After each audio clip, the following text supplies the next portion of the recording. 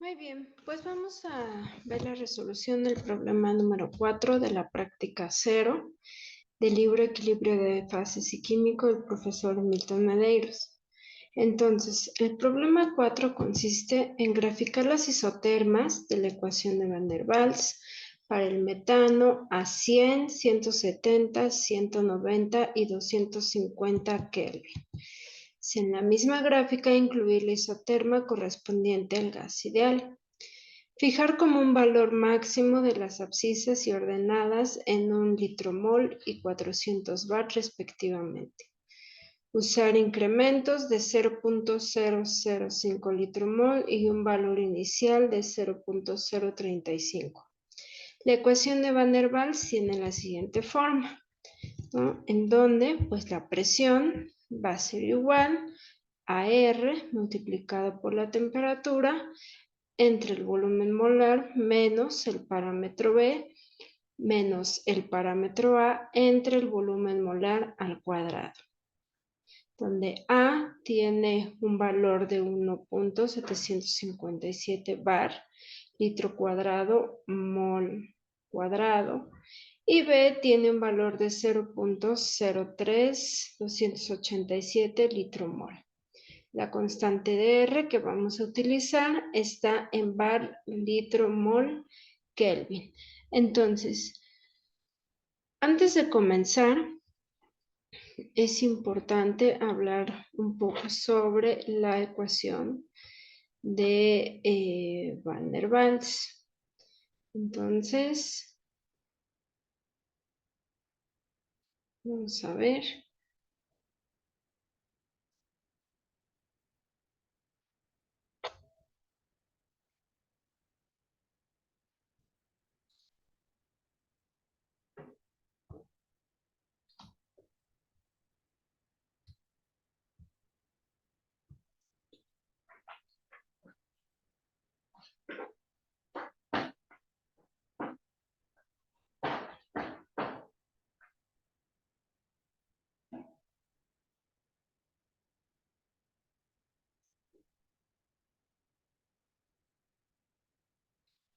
Entonces aquí está la ecuación de Van der Waals, ¿no? Como ya habíamos comentado, la presión es igual a la constante R por la temperatura entre el volumen molar menos el parámetro B menos el parámetro A entre el volumen molar al cuadrado. Entonces, la ecuación de Van der Waals es una ecuación cúbica que depende de los parámetros A y B, ¿no? Que son característicos de cada componente. También debemos de tomar en cuenta dos términos. El primer término, que es este de acá, es un término positivo o bien que contribuye positivamente a la presión y significa o tiene significado físico de repulsión. Es decir, contribuye positivamente a la presión ya que contempla que las moléculas se repelen aumentando el número de colisiones entre ellas y esto hace que la presión del sistema aumente. Y también tenemos el segundo, la segunda contribución, ¿no? Es una contribución negativa y pertenece a la atracción, es decir, la atracción entre las moléculas que interaccionan entre ellas e intentan agruparse, disminuyendo el número de colisiones entre estas, lo que hace que la presión disminuya. Ahora, vamos a ver cómo se programa la hoja de cálculo.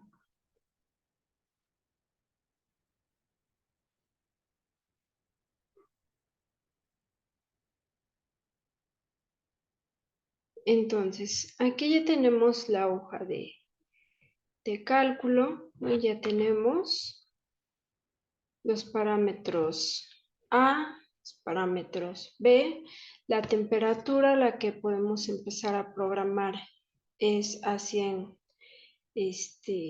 a 100 Kelvin y ya también tenemos la constante R.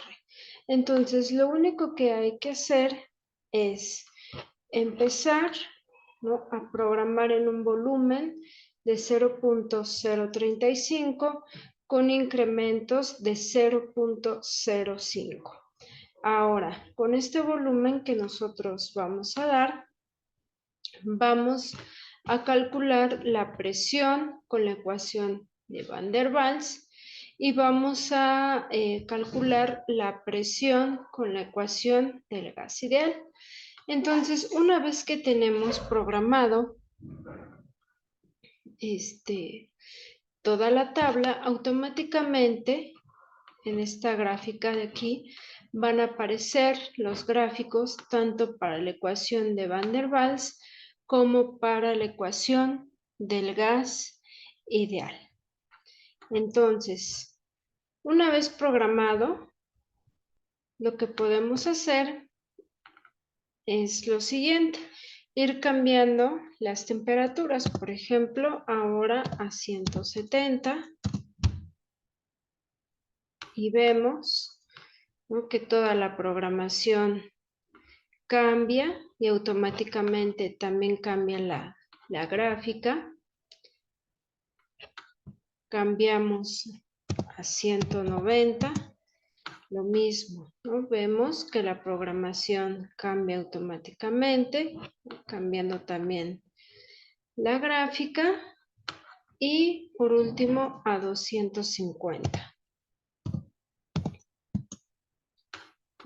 Y lo mismo, ¿no? La programación cambia a esta temperatura y también cambia automáticamente la gráfica de presión contra volumen.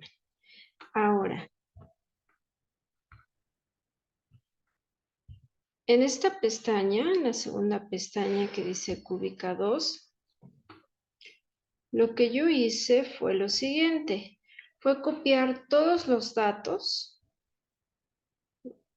de presión con la ecuación de Van der Waals a las temperaturas que me indica el problema: 100 Kelvin, 170 Kelvin, 190 Kelvin y 250 Kelvin, ¿no? Entonces, lo que yo hice, pues, fue en una tabla juntar todos los datos obtenidos y juntar las gráficas en una sola para poder ver de mejor manera cómo es que esta gráfica cambia. Entonces, las líneas que aparecen se llaman isotermas, ¿vale? Y como se puede observar, las isotermas se desplazan al aumentar la temperatura. Hay un desplazamiento hacia arriba de estas isotermas. Entonces, como pueden observar, hay mínimos y máximos en estas isotermas. Entonces, estos mínimos y estos máximos también se van a desplazar cuando cambie la temperatura. Ahora, la isoterma de color verde, ¿no?, es la isoterma a 190 Kelvin. Entonces, como se puede observar, en esta isoterma ya no aparecen estos máximos y estos mínimos. Lo que aparece es un punto de inflexión. ¿Y eso qué me indica? Un punto de inflexión me indica que existe un punto crítico. Entonces, a esta temperatura, que son 190 Kelvin, es la temperatura crítica para el metano, para mi compuesto. Mientras que a 250 Kelvin, estamos hablando de un fluido supercrítico. Ahora bien, vamos a ver qué nos dice el problema.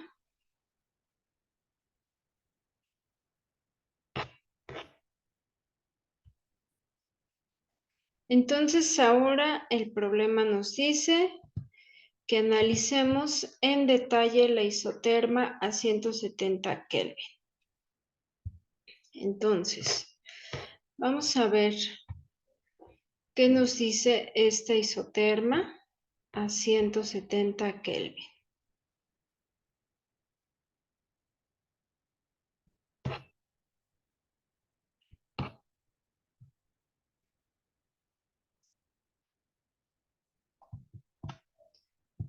Aquí está la isoterma. Entonces lo que hice pues fue copiar en una imagen solo la isoterma a 170 Kelvin. Y vamos a ver o vamos a analizar qué nos dice esta isoterma. Entonces, primero, como pueden observar, hay 3 ramas características, ¿vale? Entonces, en la primera rama, que es esta de aquí que estoy marcando con azul, esta rama pertenece al líquido, ¿vale? Entonces, la primera rama que estoy marcando con azul pertenece al líquido. Ahora, la segunda rama, que voy a marcar con otro color, estoy marcando con color naranja, pertenece a una zona de inestabilidad. Y la tercera rama, que voy a marcar de color distinto, pertenece a la zona de vapor, ¿vale? Entonces, como se puede observar, tanto el líquido como el vapor, ¿no? Tanto la rama del líquido como la rama del vapor, tienen pendientes negativas. ¿Esto qué nos indica? Nos indica que si la presión aumenta, el volumen va a disminuir. Mientras que en la zona inestable podemos observar una pendiente positiva y eso me indica que si la presión aumenta, el volumen también aumenta, lo cual no tiene significado físico, ¿vale? No tiene lógica. Entonces, una vez que ya vimos, ¿no?, que esta isoterma tiene 3 ramas características, donde la primera pertenece al líquido, la tercera pertenece al vapor y la segunda a una zona de inestabilidad. Lo que hice fue separar en regiones la gráfica. Entonces, primero tengo la región número 1, después tengo la región número 2 y por último tengo la región número 3. ¿Vale? Están separadas por estas líneas de color negro que tengo aquí, por esta línea y por esta línea. Entonces, ¿qué podemos observar?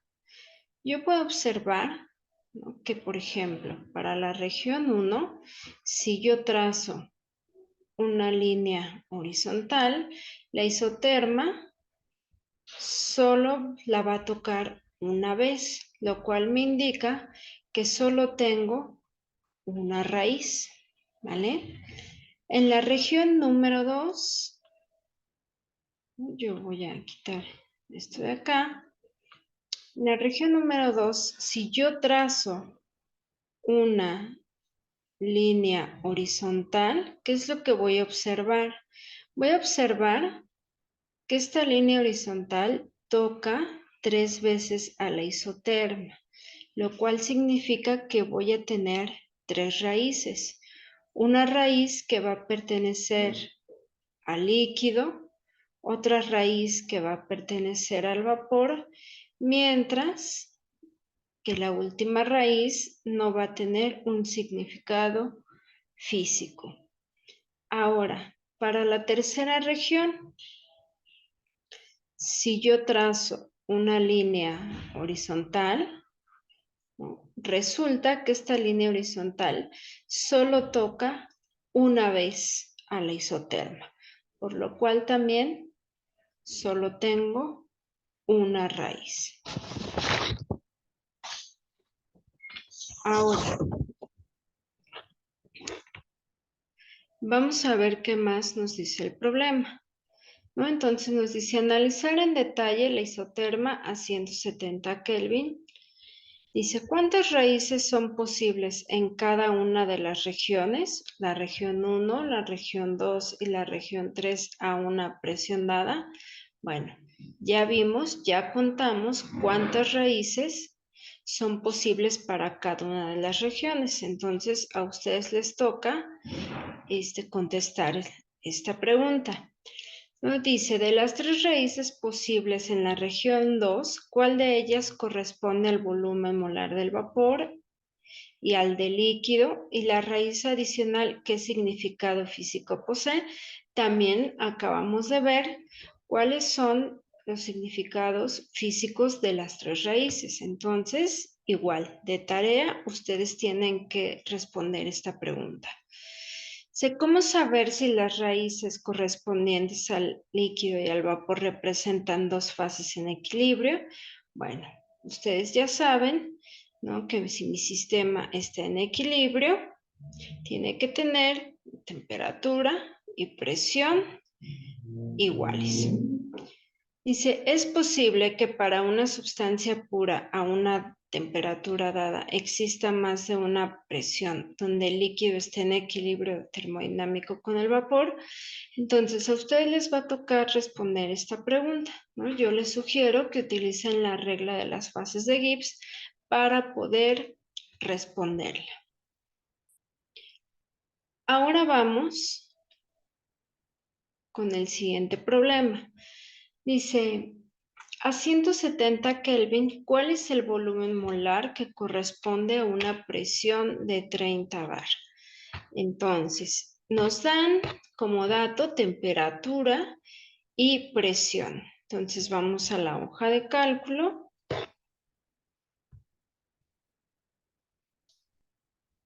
Ahí está.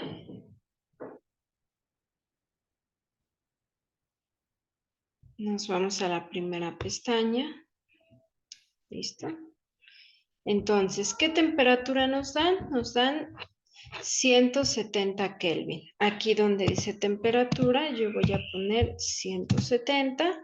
Y donde dice presión, yo voy a poner 30 bar, ¿no?, que es el dato que me da el problema. Ahora, vean que yo no tengo un valor de volumen molar. Entonces, tengo que dar un estimado inicial. Entonces, para poder dar este estimado inicial, lo que podemos hacer es ver la gráfica, ¿no? Yo voy a poner zoom a esta gráfica. Entonces, me voy a posicionar, ¿no?, más o menos en donde diga 30 o una presión cercana a 30, ¿no? Por ejemplo, aquí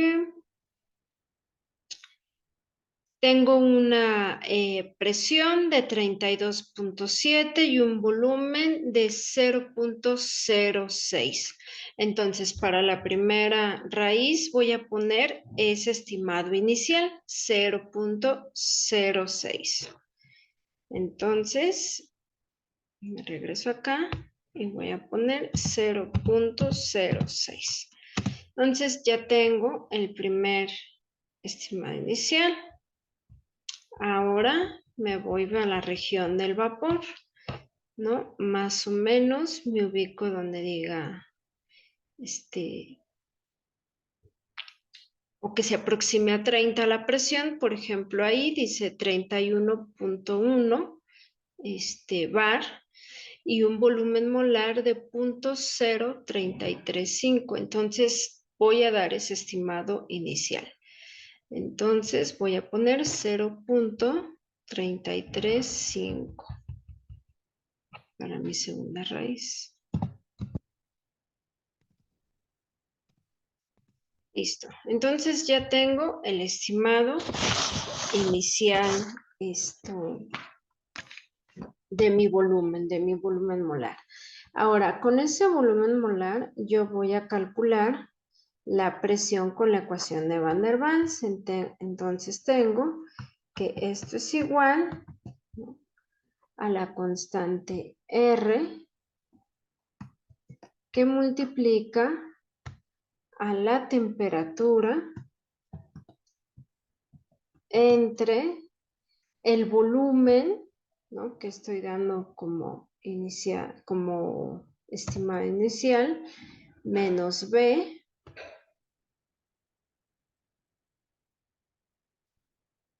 ¿Dónde está B? Ahí está. Menos A entre el volumen que di como estimado inicial al cuadrado.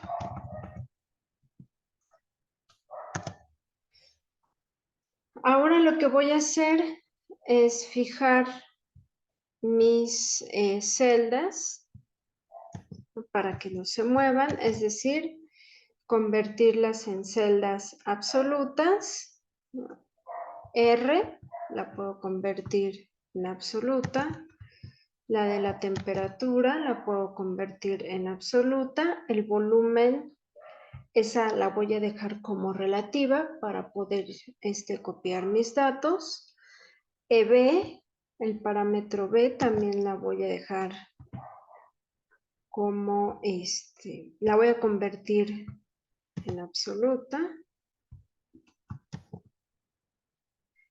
Y el parámetro A también lo voy a convertir en referencia absoluta. ¿Vale? Entonces damos Enter y ahí está. Y nada más copio hacia abajo, ¿vale? Reviso que todo esté en orden, que mi programación sea la correcta. Está bien. Ahora voy a formular una función objetivo. Esta función objetivo pues va a ser la diferencia de la presión sistema menos la presión que yo acabo de calcular con la ecuación de Van der Waals. Entonces, hago la resta, ahí está. Entonces, si yo quiero que esta presión, ¿no?, que calculé con la ecuación de Van der Waals sea igual a 30, pues esta diferencia debe de ser igual a 0. Entonces, nos vamos a datos.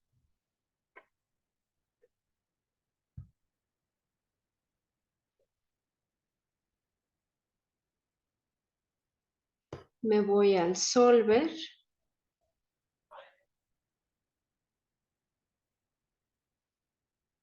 Y ahí está. Yo voy a restablecer todo. Voy a quitar esto y voy a volver a hacerlo.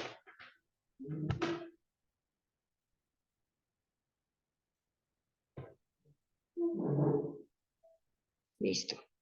Entonces, mi primer objetivo va a ser la primera resta. Esta debe de tener un valor de 0. Y en restricciones voy a agregar la otra ecuación a resolver, que en este caso sería la segunda resta. Esto va a ser igual a 0.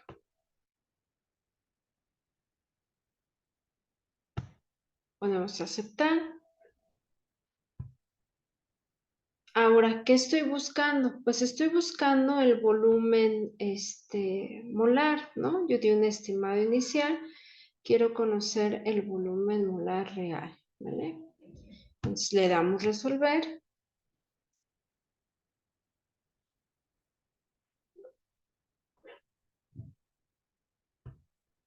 Y ahí está, ¿no? Obtengo el valor del volumen molar a una presión de 30 bar.